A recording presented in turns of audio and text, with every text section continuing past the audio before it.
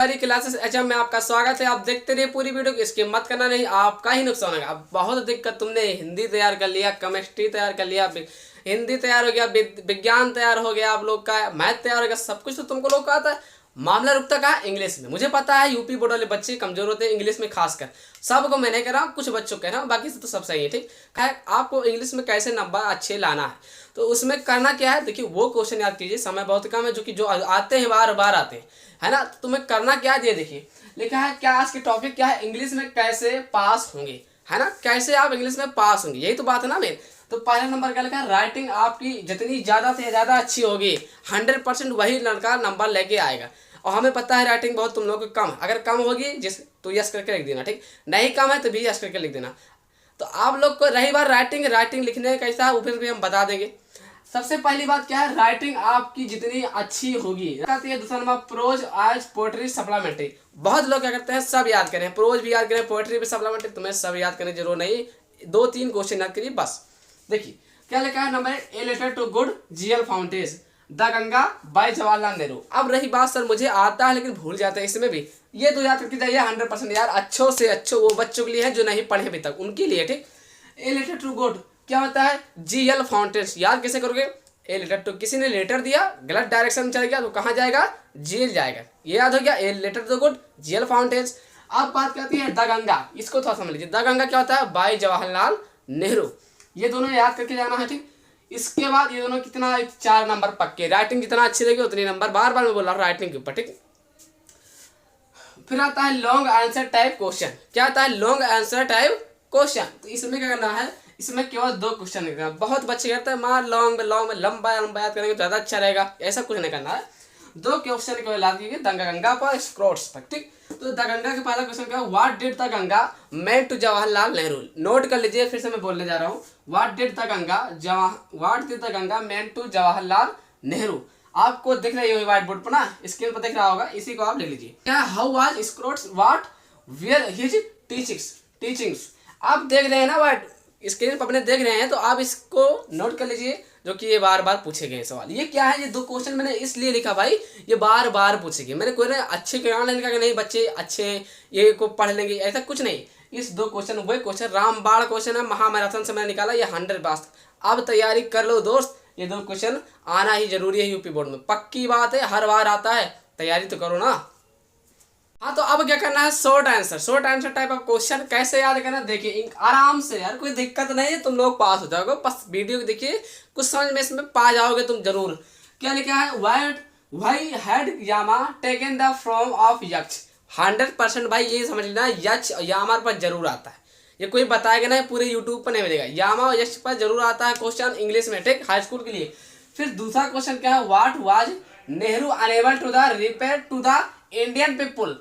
मतलब ये है कि ये गंगा है ना, नेहरू जी पर जरूर आता है ना, इंडिया के संबंधित क्वेश्चन आता है। अगर इंडियन लिखा है या नेहरू लिखा है तो समझ जाना कि मैंने जो याद किया वही आया, ठीक। अब क्या तीसरा आता है, how was Nehru attach to the Ganga. कहने क्या था, how was Nehru attach to the Ganga. देखो मुझे क्वेश्चन याद है 2 मिनट में, ये क्वेश्चन भी आएगा, क्योंकि ये सब क्वेश्चन वो है जो कि बार बार पूछाता है, जैसे 19, 20, 22, 23, ये सब क्वेश्चन आप खुद देख लीजिए क्वेश्चन बैंक में, ये आते हैं मेरे दोस्त, इसी क्वेश्चन का टेस्ट भी बनता है ना। लिखा है पोएट्री में तुम्हें क्या याद करना, सब की जरूरत नहीं यार, मैं वो बता रहा हूँ ना। क्या लिखना है, द फाउंटेन है, दूसरा क्या है, विलेज सॉन्ग। द फाउंटेन को कैसे करना है, जेम्स जूस लावेल बाय जसरोजी नायडू, है ना, अपना समझ लेना, आप क्वेश्चन बैंक खोलिए उसमें से मिलाइए। The fountain, the village song बार बार आए होंगे, ये दोनों याद कर लीजिए, बाकी छोड़ दीजिए, ये दोनों पर याद करके जाइए आप, बाकी जो तुम्हें याद करना है तो उससे छोटा सा याद कर लीजिए, ये दोनों क्या है, मजबूत याद कीजिए, और इतना याद करने के बाद और याद करना है तो उसको हल्का याद कर लीजिए, आएगा जरूर, याद रखिए। हाँ, सेंट्रल आइडिया याद करना, central idea of the poem.